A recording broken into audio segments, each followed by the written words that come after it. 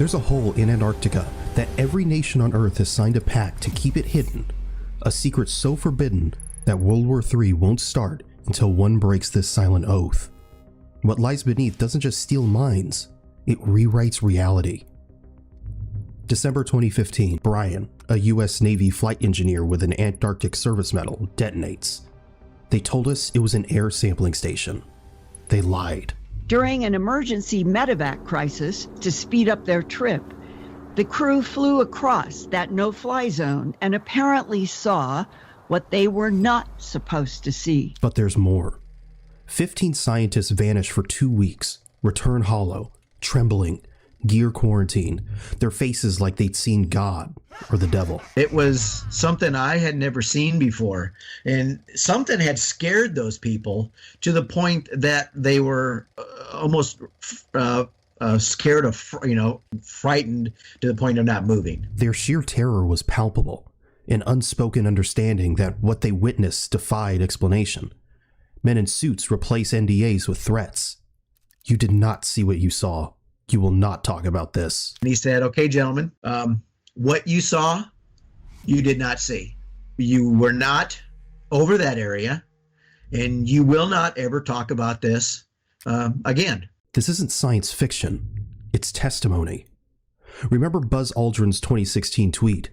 We are all in danger. It is evil itself. It was dismissed as fatigue. Now, proof. The Antarctic ice sheets hold secrets older than human civilization, but sometimes they bleed through the cracks of routine. Brian's description of pre-flight rituals reads like clockwork. Pre-dawn wake-ups, logbook checks, fuel calculations. But Antarctica doesn't respect routine. C-130 crews are the lifeline of Antarctic operations. Their days revolve around cargo drops, medevacs, and resupply runs. Mundane, predictable, until they're not. A sudden medevac reroute forces the crew to violate a no-fly zone near the South Pole, a decision that will unravel everything they thought they knew about this frozen continent. We got a change of mission. 3 words. Change of mission. That pivots this story from logistics to lore. What begins as a standard medevac morphs into a violation of orders. Why? Because beneath the ice lies a structure the size of a football field. Unfold everything that happened. Our mission was just a science resupply somewhere out on the western side of the continent. So it was just a short flight, probably an hour and a half, hour, 45 minutes to that science party that had been put out prior. We got a change of mission when we had gone up to operations, and they were told that our crew was going to take one of our model aircraft, and we were going to fuel it up, max out the gas, and fly to South Pole. And then from there, we were going to top off the fuel and then fly to Davis for a medevac that some person had become injured and needed to be taken off the continent immediately. And what happened? So we got airborne, and everybody knew there was an air sampling station that way because we were briefed every time prior to our deployment that this was the no-fly zone because it was labeled as a air sampling station and that we weren't to fly over it. So as a crew, we decided that we would take that direct route to Davis instead of deviating 20 miles around that air sampling, which is approximately what they required us to do if we were to have to go in that direction. So we were taking off and we were climbing, and about 5 to 10 miles out, somebody decided to look out the window instead of looking at their instruments and the radar the navigator does, and somebody said, hey, there's this big dark spot out here.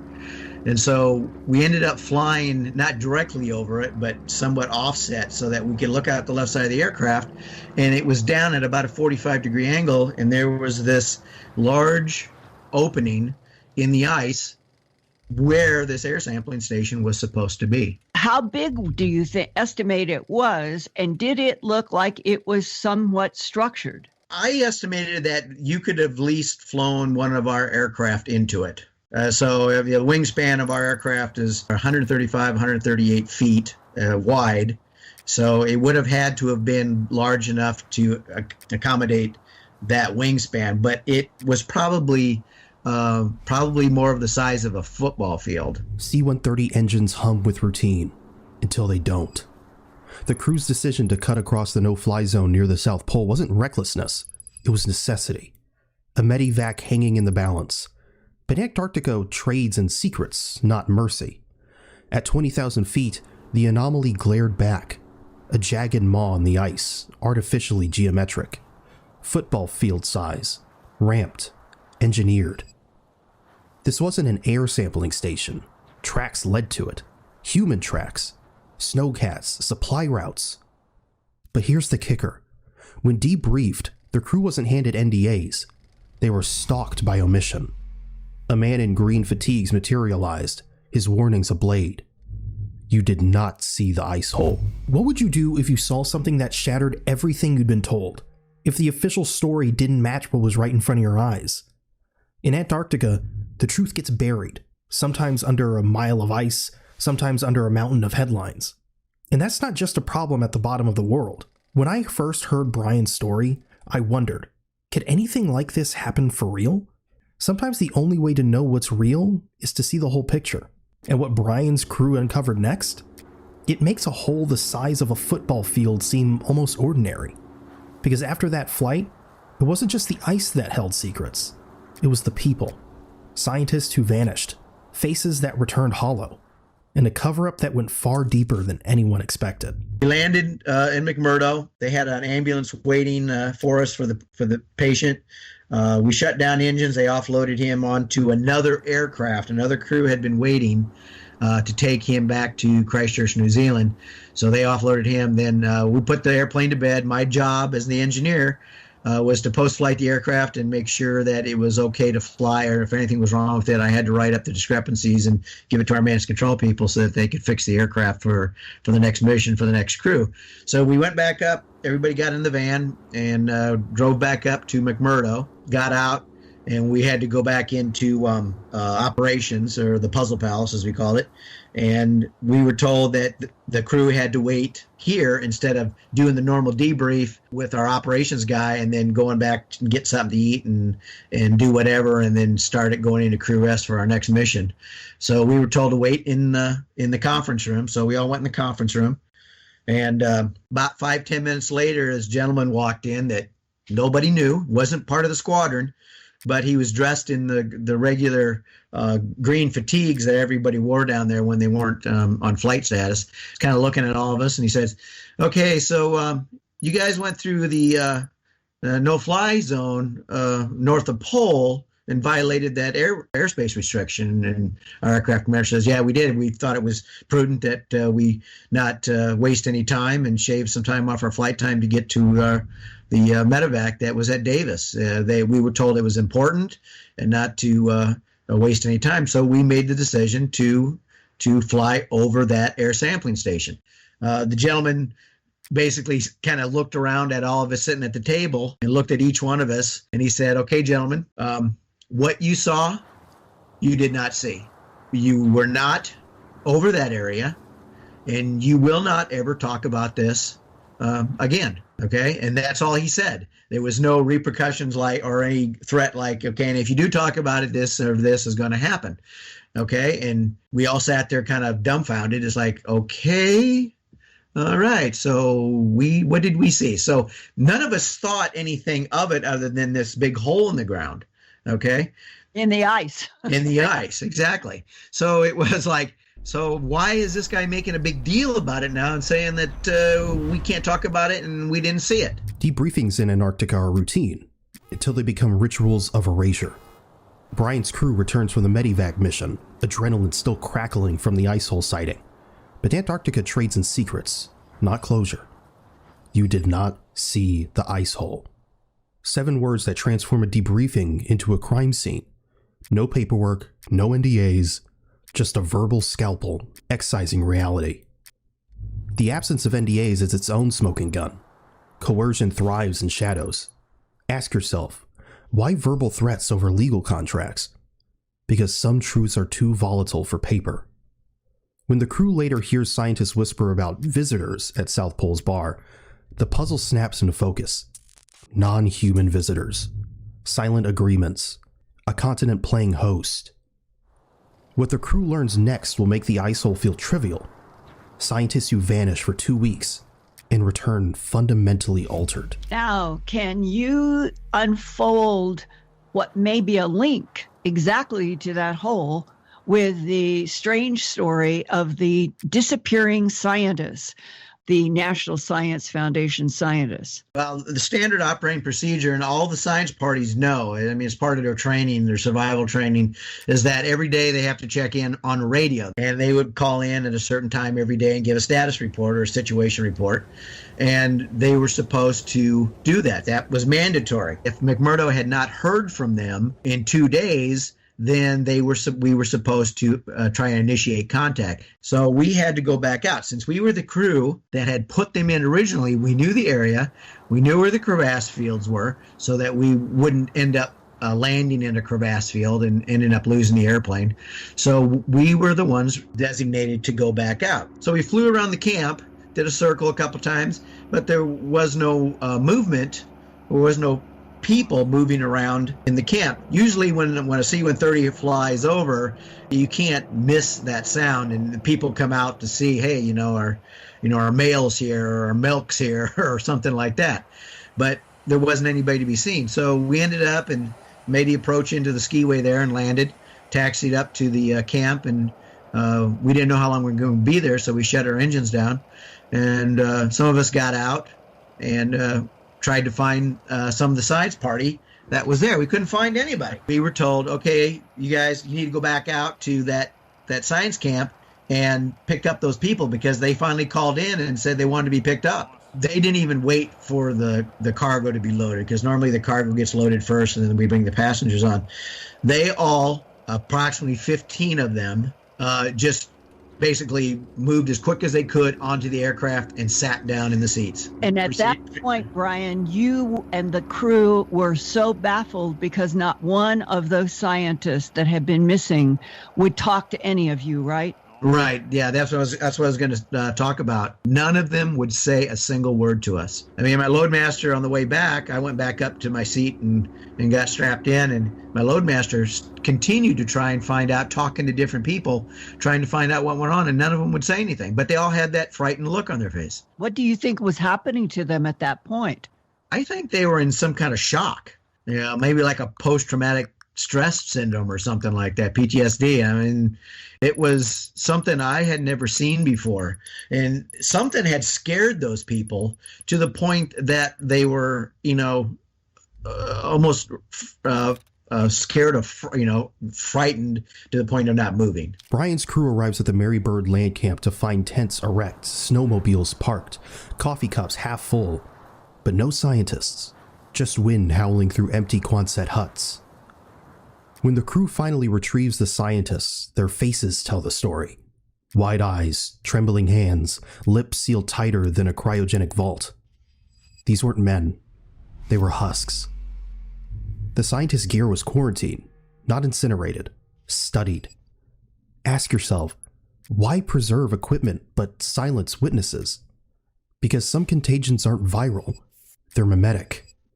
Years later, rumors surfaced that the quarantine gear was shipped to Wright-Patterson Air Force Base, home to America's most infamous foreign material lab. Coincidence or confession? What the crew learns next chills deeper than Antarctic ice. A debriefing with men in suits who speak in threats, not orders. Explain what happened to the scientists and the gear. It's separate tracks. Right. The Air New Zealand Army was in charge of the cargo movement on the ice. So they took it over up into McMurdo, and it was put in a separate building all by itself, and it was quarantined. No one was allowed to go in there, and it was to stay there until it was put on another airplane back to Christchurch, New Zealand. This is all the gear that was there at Marie Byrd Land with the time of the scientists going missing. Right. All of their stuff that we brought back on for that camp was quarantined in a building. Now, in this building, there wasn't anything else. It wasn't shared with anything. It was an empty, basically Quonset hut type storage building, and it was the only thing in there. It was locked. Nobody was allowed to go in there. We were told, don't go near that stuff. And we said, why? And it's like we were just told it's quarantine. Don't go near it. Didn't you have some more people in suits show up to talk with you guys? And you also had more discussions with people in rumors about this. We were debriefed again. So we were taken in the same room in the operations building, and we were sat down. And this time, 2 guys showed up. They were not dressed in fatigues. They were dressed in what I would consider like a suit type apparel. The only thing that was different was that they didn't have the regular suit type shoes but they were wearing some type of cold weather boot on. And so we were told the same thing. Okay. You guys are not going to say anything about this incident, that you didn't find that those scientists at Marie Birdland when you went to pick them up, and that nothing was going to be said about it. Okay. Again, we weren't asked to sign anything like the first time, and so debriefings in Antarctica follow a script until the scriptwriter is inhuman. Brian's crew returns from Marie Birdland, their nerves still raw from retrieving the silent, hollow-eyed scientists.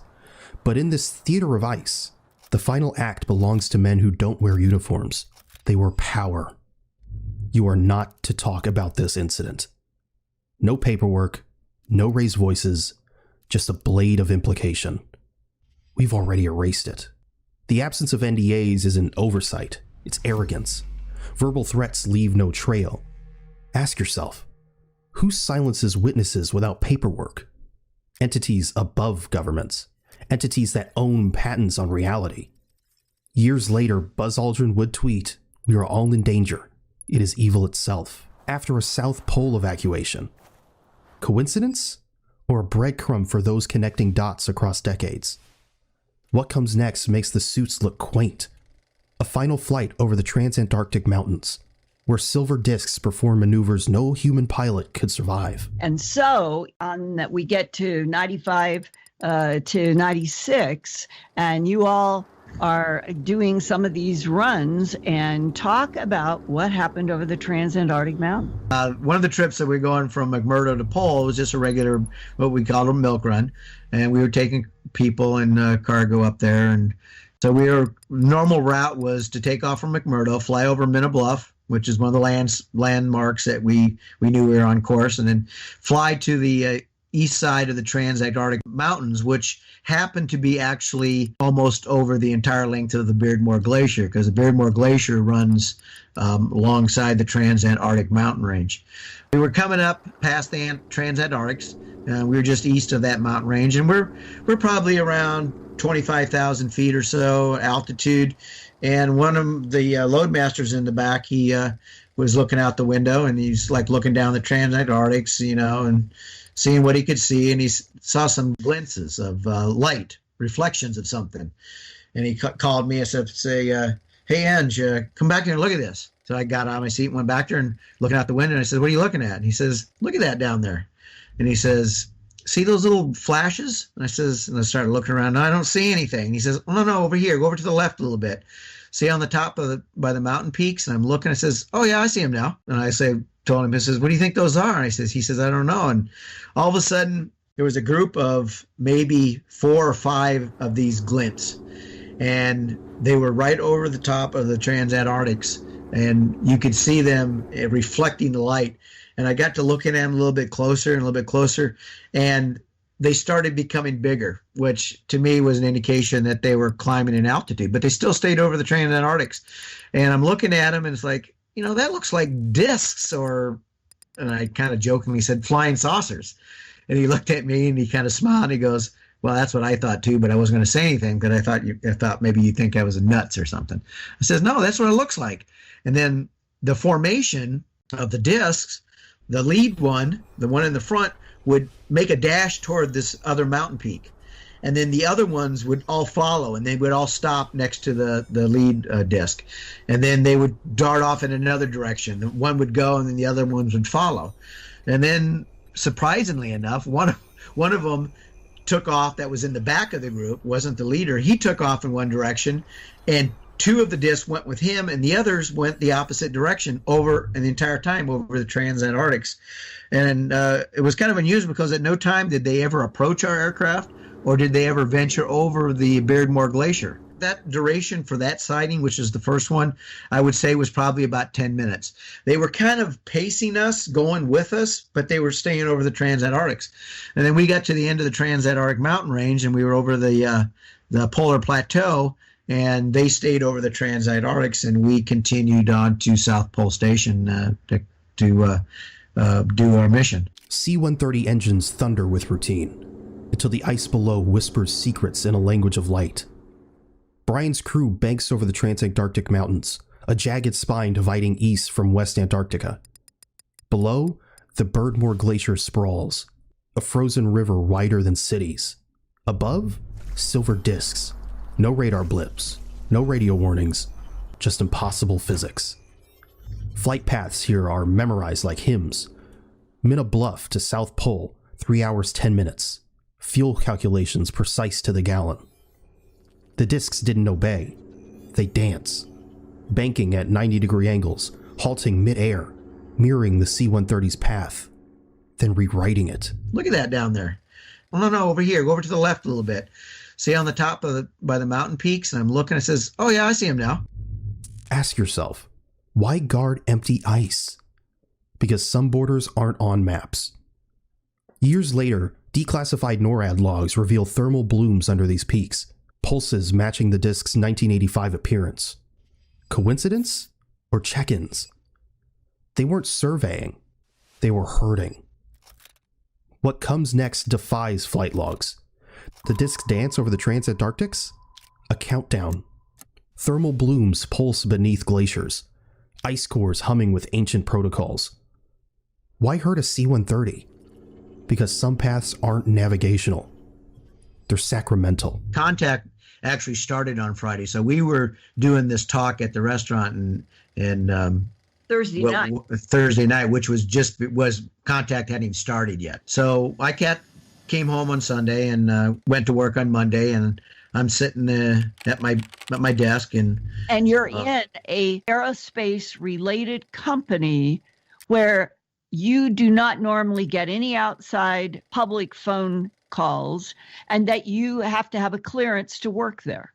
Right, exactly. And a phone call came in to me about 10 o'clock in the morning on my personal cell phone. And I didn't recognize the number, but I thought maybe it was my nephew or somebody that was calling me. So I answered the phone, and I said, hello, and the voice on the other end, which was a male voice, said, is this Brian? I says, yeah, this is Brian. Who am I talking to?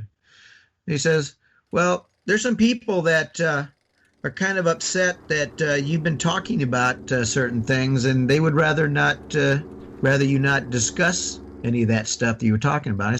And the voice on the other end said, well, what we do is what we do, and we pretty much know everything that goes on. I said, really? Yeah. And they said, the people that I'm associated with really don't want you talking anymore about the missing scientists that you had encountered years back. I said, well, how do you know about that? And the guy said, same thing. He says, we pretty much know everything. I said, okay. And he said, so stop talking. So I'm looking at my cell phone, and the number comes up, and I'm looking at the phone number, and I'm going, I don't recognize this phone number. So I was at my computer, and I quickly went in, and Googled the search for that phone number, and it came back as the general phone number of the NSA in Fort Meade, Maryland. I went, oh, really? This is kind of scary. Somebody is surveilling me, and they know what went on at a private conversation that we had last Thursday. So I called my nephew and told him what happened, and then obviously he called you and told you that what had happened, and then I finally got a hold of you and told you what had happened. Right. And I asked you, I said, is this a problem. Are you worried about a repercussion? And I'll never forget when you said, I'm never going to back off from talking with you or being able to talk about the missing scientists, the hole in the ice, the silver discs, what appears to be definitely be an alien presence in Antarctica. They never had me sign a non-disclosure agreement. Right. That's exactly what I said. Antarctica doesn't forget. It archives. Brian's phone rings with the chill of a glacier calving. A voice slices through static. Stop talking. No demands. No warrants. The NSA's ghost call isn't a threat. It's a receipt. A receipt for truths too volatile for servers, too alive for paper. Ask yourself, why flex power over a retired engineer? Because some silences are ecosystems. The discs still dance over the Transantarctics. The ice hole still breathes. The scientist's gear still whispers in Wright-Patterson's vaults. And Brian? He's a living fossil in a war older than ice cores. A war where victory isn't secrecy, but erasure. Antarctica's greatest secret isn't buried. It's broadcast in thermal blooms under midnight suns, in hushed bars at Pole Station, in the static between classified and unknown. The crew's sin wasn't seeing, it was surviving. C-130s still ferry cargo across the Beardmore. Medivacs still bleed through radios. But now, when crews bank over Minna Bluff, they check their six. For silver. For light. For the glacial certainty that some borders aren't on maps. They're alive.